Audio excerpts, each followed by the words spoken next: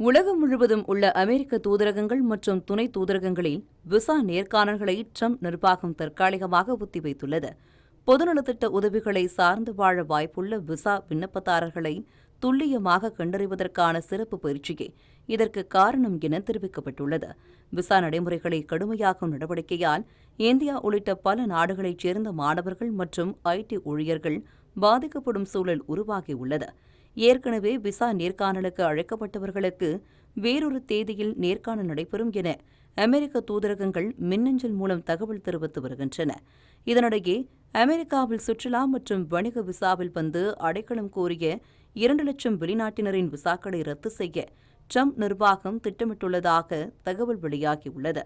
2016 முதல் 2026 வரை B1, B2 visa பெற்று பின்னர் அடைக்கலம் கோரியவர்களின் விசாக்கள் ரத்து செய்யப்படலாம் என கூறப்படுகிறது. இது நடைமுறைக்கு வந்தால் அமெரிக்க வரலாற்றிலேயே மிகப்பெரிய விசா ரத்து நடவடிக்கையாக அமையும் என எதிர்பார்க்கப்படுகிறது.